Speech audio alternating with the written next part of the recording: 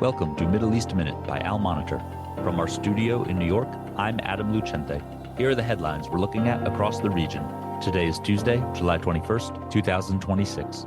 The Iran-backed Houthis in Yemen warned ships against calling at Saudi Arabia's ports, following their pledge on Monday to blockade the kingdom. The Saudi-led coalition in Yemen said late Monday night that it will protect its vessels after the Houthis announced the blockade. The situation in Yemen has heated up after a strike on the Houthi-controlled Sana'a airport last week that the Yemeni government claimed, but the group blamed on Saudi Arabia. There were massive protests in Sana'a Monday night celebrating the Houthi blockade vow, while President of the Saudi-backed government, Rashad al-Alimi, vowed to fight the Houthis. Meanwhile, Alimi's government said Monday it would start to work to resume Yemeni oil exports. The Houthi threat is notable, given Saudi Arabia has been rerouting oil exports through the Red Sea to avoid the disruptions in the Strait of Hormuz. The Lebanese army began deploying to the town of Zoutar in the southern Nabatea province as the deal with Israel continues to progress. The U.S. and Israel confirmed on Monday that the start of the pilot zones plan had begun. Under the plan, which covers southern Lebanon, the Israeli military will gradually withdraw, the Lebanese military will deploy, and Hezbollah will be disarmed, though the Iran-backed group has rejected the plan so far. Nabatea was notably one of the hardest-hit areas by Israel during the recent conflict with Hezbollah. Tuesday's deployment comes ahead of Lebanese President Joseph Aoun's meeting with U.S. President Donald Trump later in the day.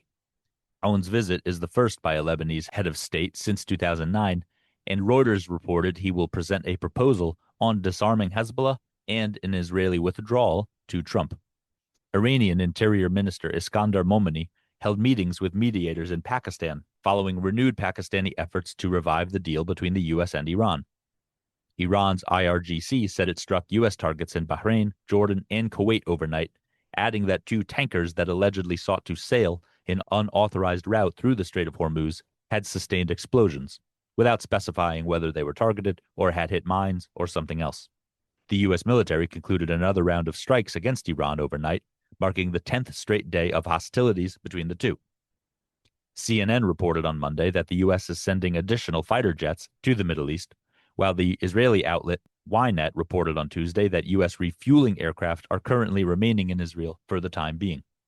Spanish Prime Minister Pedro Sanchez visited Algeria on Monday in a sign of improving relations between the two. Algeria was angry by Spain's 2022 recognition of Moroccan sovereignty over occupied Western Sahara, but ties began to warm last year. Algeria has long supported Sahrawi nationalists fighting Morocco in the territory and is notably a major gas exporter to Europe. Thanks for listening to Middle East Minute.